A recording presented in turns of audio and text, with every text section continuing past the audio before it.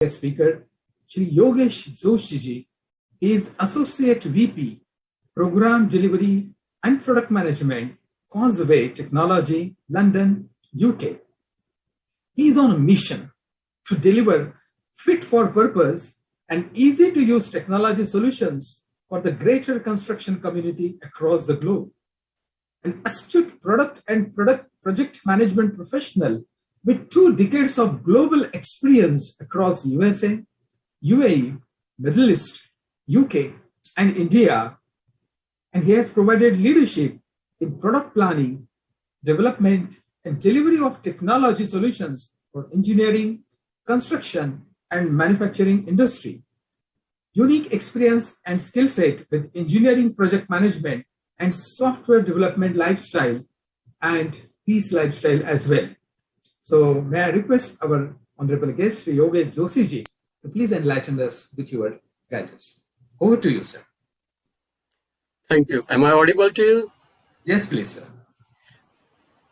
Thank you for that kind introduction. I am not sure if I'm worthy of all that praise, but I will begin my address with this humble prayer. Guru Brahma, Guru Vishnu, Guru Devo Maheshwara, Guru Sakshat Parabrahma, Tasmai Shri Guruve Namaha.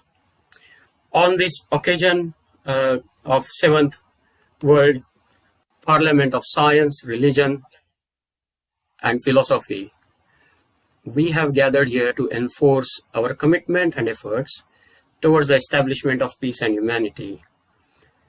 I most humbly like to say namaste and warm greetings to all of you and Honorable Dr. Karad, the organizing committee, the respected chief guests, the honorary members, delegates, panelists from across the globe, all the attendees and audience from across the globe. Please accept my warm greetings. Now, over the last 2 days, we have heard some really passionate, inspirational, inspiring views and propositions of the establishment of peace. And this conference and this mission is devoted to the peace for humanity, is very aptly hosted on this birth anniversary of Rashtrapita Mahatma Gandhi, whose life and, as we know, is a great example of living and practicing the ideas and principles of non-violence, service, and peace.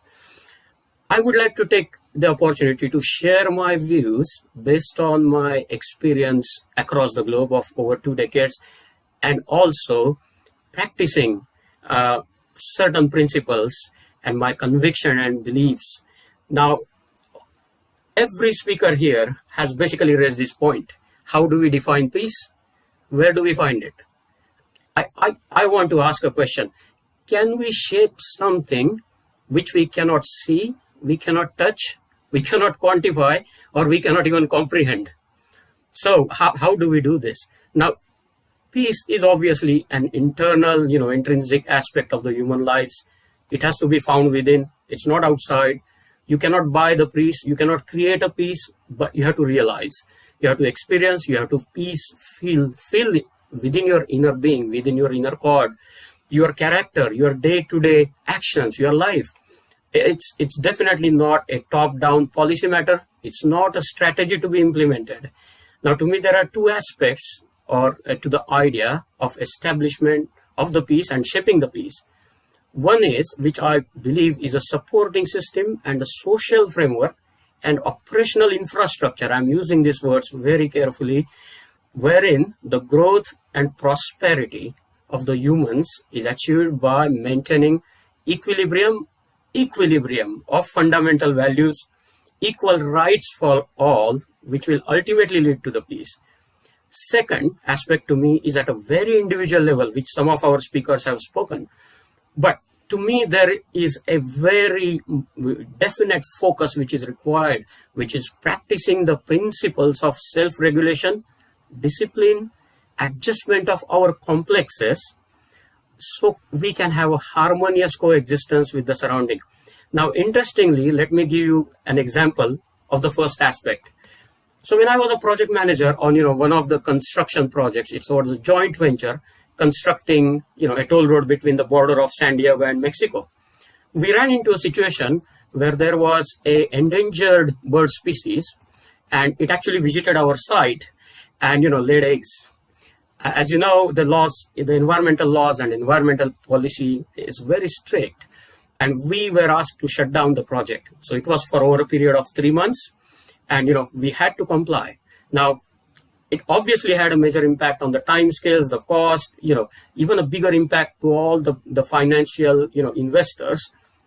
As a project manager, what I proposed, I said, why don't we take this opportunity as a community outreach and, perhaps create a positive impact for our joint venture as well as for the community. So my team engaged, with the residents of the nearby area, the local governing councils, the local community bodies, to inform them about the steps we were taking, to protect that particular bird, to protect the environment, follow the guidelines and regulations. As a result, what happened was, we were seen as the contractors not interested in making money, but who were willing to commit for a sustainable growth and development, who were willing to protect the environment. It actually made a positive impact to our brand value for many years to come. And interestingly, the community members, some of whom those who were opposing the project, actually started to talk positive aspects of the project and our business. So obviously, this was possible, as I said, because there was a framework and a supporting system for us to pursue and implement our approach. So no bad praise, no demonstrations, no legal battles. In fact, I think the value that we gained by the completion of that project for the community, for the business, clearly far exceeded the cost that we had to bear for those 3 months. So again, to me, peace has to be achieved as part of a human being, as a commitment. It is a qualitative, it's not quantitative. The second example, which is probably in a nearby region of India, is in the Middle East and Dubai. So I was working there, on the Dubai and Abu Dhabi airport projects. And one morning, wake up and I see roughly about 50 to 100 villas or bungalows were being torn down overnight. It was a sight, was a bit of a shocking. And I asked one of my colleagues, who was from a local Arab community, I said, oh, how this could happen? Are you guys okay? Are you guys not upset or angry? And the reply I got was not only an eye-opener, but it was inspirational. You know what he said? He said, our leader, His Highness Sheikh Mohammed of UAE, and his team contacted us in advance, requesting us to cooperate, as this particular site was meant for Dubai metro construction, where the metro lines would pass through. He said to me, there is nothing more important for us than the vision and leadership of His Highness Sheikh Mohammed, who has worked tirelessly to put our nation on the world map as a place of great importance. I'm sure we all agree with that. Now, he said, how can we progress if the nation and the leaders are not allowed to progress? So this community was not only compensated, but, with the material and bungalows by the leadership. This community was actually taken into the confidence, and they became a part of something great, So one may interpret both these examples in a different way. The fact remains that despite these two examples, or events being seen from outside as a matter of conflict, it actually turned out to be a matter of great pride for those who were involved and for the communities. So as a result, actually it created an environment of peace and harmony. Now, this again highlights the peace and harmony cannot exist in isolation of the environment. It can only sustain along with the environment. We are human beings, we are social, and we coexist with the environment. And there is a lot of now talk, over the last 1.5 years with, the COVID, that, how we should be very responsible even towards our environment. Now, having said all of this, even the greatest powers, there is still a lot of conflict, a lot of disruptions, a lot of anti-humanity activities we see happen all around us, Despite the science and technology having made significant advances in every aspect, having the world connected on a click of a button, as we say, there are still that conflicts, very fundamental, which impact the human values, impact the rights and equalities and the freedom. Sectarian conflict, geographical, international, economical conflicts, all kinds. So why is this? We have so many talented researchers, scholars, teachers, all the resources at our disposals. We have successful leaders. We have parents who can pay for their children today, for a top-class education. Still, still, despite all of this, we do see there is quite a bit of discord in various sections of the society. This brings me to my second aspect of the piece, which to me as a very individual level. So apart from my, the project management and the product management, what I have been associated over last 40 years, and I've been very fortunate because this association I inherited from my parents, and I will get to that.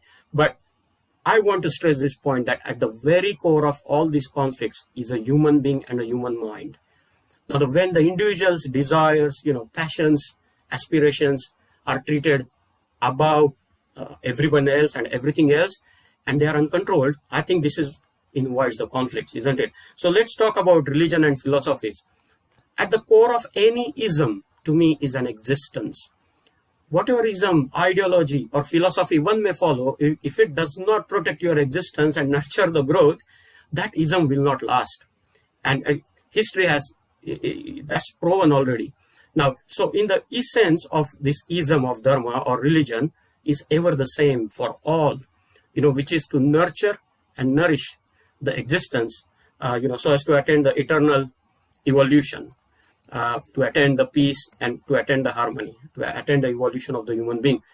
Again, there are two aspects of dharma. One is discrete, one is divine. Now, divine aspects really means, the prime laws of the nature that nurture our instincts, the being and becoming of human being, the prime laws such as worship of God, attachment to Guru, ideal, devotion, purity of diet, right deeds, right character, right speech, all of that. Discrete aspects deal with the religious rites, the rituals, the customs, the ceremonies. Now, I think we all agree that we are all still stuck with the conflict is around these discrete aspects because we all have interpretations. There is a variation. So we rather need to, therefore, we seem to have forgot the focus is the divine aspect and not the discrete aspect, because that will vary for individuals. Divine aspect, the prime laws of life, they are timeless. They are same for individuals, regardless of your time, place, circumstances. So unless we align, to these divine aspects, unless we practice and propagate, how can we experience peace within, right?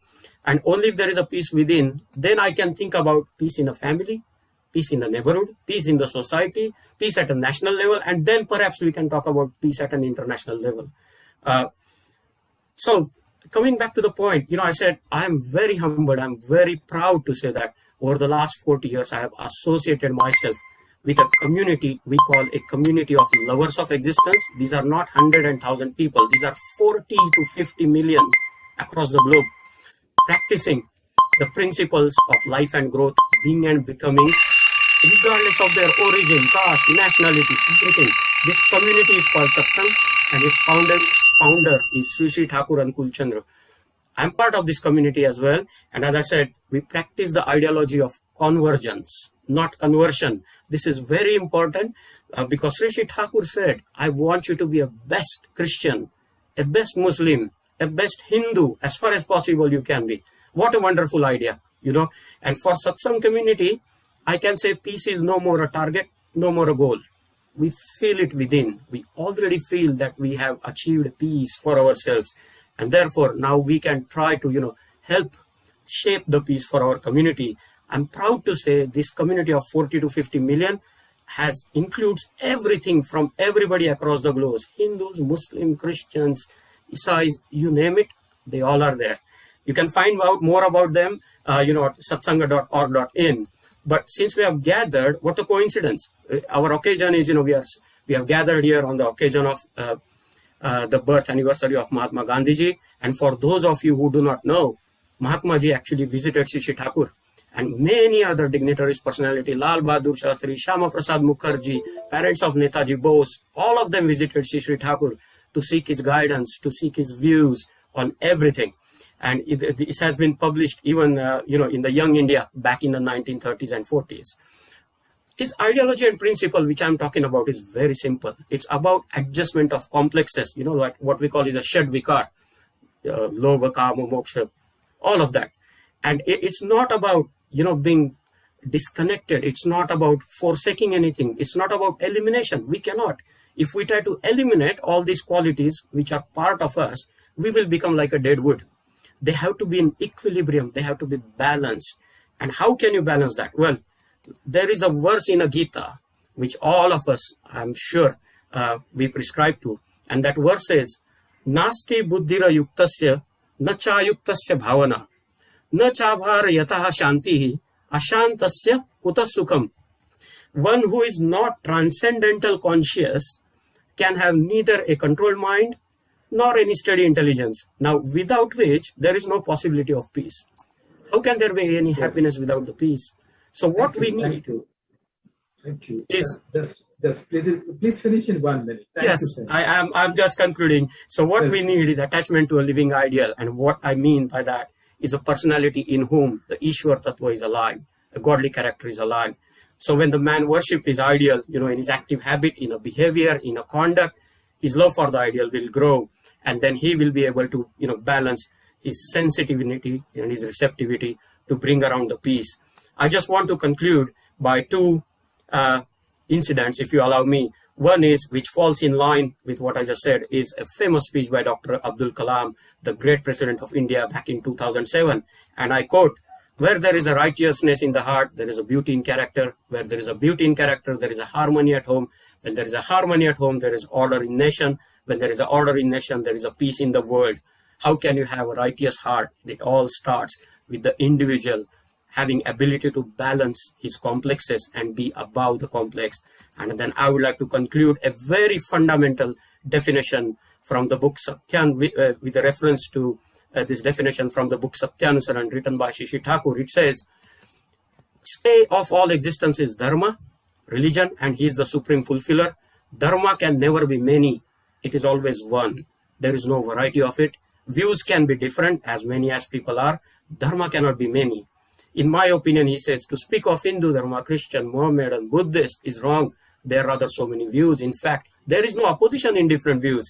They just have the same way, feeling of one in many. Each faith is for the expansion. That can be in many forms. As is gained by the expansion, so much we realize, so much is the wisdom, and wisdom will ultimately bring the peace. With that, with folded hands, I like to pray for the peace and prosperity of everybody involved, all the humanity across. And again, thank you and thank all the organizers for giving me this opportunity to share my views. If I have mistaken, if I have spoken anything incorrect, please forgive me. Thank you. Thank you. Thank you. Thank you so much, Sri Yogesh Ji. Thank you so much. And our revered founder, Professor Dr. Karad sir, always guides us. He tells us that Dharma is nothing but to perform one's duty. Duty towards mother, father, nature, the nation, and the whole world. Vasudhaiva Kutumbakam. So thank you so much for echoing the same feeling.